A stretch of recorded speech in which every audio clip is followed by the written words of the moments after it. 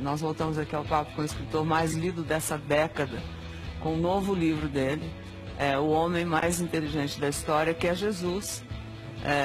E aí eu soube que você não acreditava em Deus. Eu fui um dos maiores ateus que pisou nessa terra. Talvez fui mais ateu do que Nietzsche, que escreveu sobre a morte de Deus, do que Jean-Paul Sartre, do que Diderot, do que Marx, que considerava Deus o ópio que entorpece a humanidade. Como a minha teoria estuda a construção de pensamentos e a formação de pensadores, eu estudei como é que Einstein libertou seu imaginário, como Freud, e fui até Jesus Cristo. Esperava encontrar alguém de seu menor valor. Você estudou a vida de Jesus. Exatamente, a história, as reações subliminares. Faz 15 anos que você está... Na verdade, 15 anos escrevendo esse livro, mas faz 20 anos que eu tenho estudado como pesquisador da psicologia, sociologia e psicopedagogia. Eu fiquei perplexo, porque percebi que ele não cabe no imaginário humano. Eu me curvei humildemente à inteligência dele. Agora, veja bem, Ana, Pedro, como eu digo nesse livro, Pedro era hiperativo, tenso e ansioso. João era bipolar. No momento era tranquilo e generoso.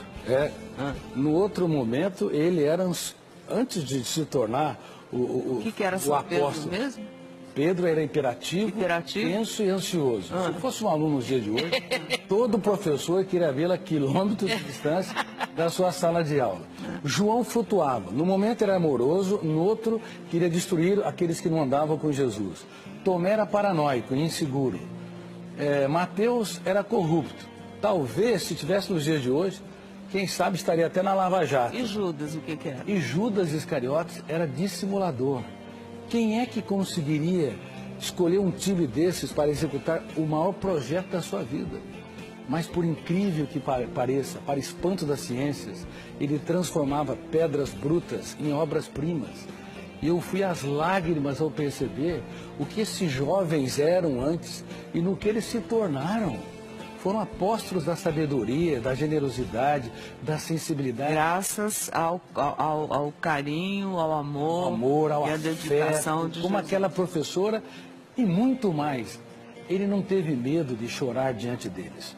Um grande mestre é capaz de falar dos dias mais tristes da sua vida, para os seus alunos aprender a escrever os capítulos mais importantes de sua história, dos momentos mais dramáticos. Ora, quem era o homem, Jesus, que você descobriu através de longos anos de estudos? Bom, ele foi de fato, como eu estou dizendo, um homem mais inteligente da história. Ele geria sua emoção com maestria.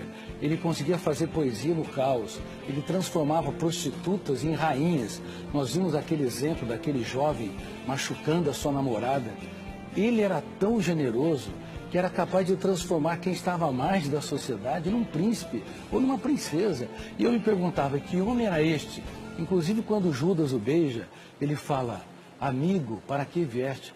Que homem era esse que dava tudo o que tinha para aqueles que pouco tinham? Ele não tinha medo de ser traído, ele tinha medo de perder um amigo. Portanto, quando eu estudei a mente dele, eu me curvei, como eu disse, humildemente a sua inteligência e percebi que ele não cabe no imaginário humano. Ele tem de ter sido real.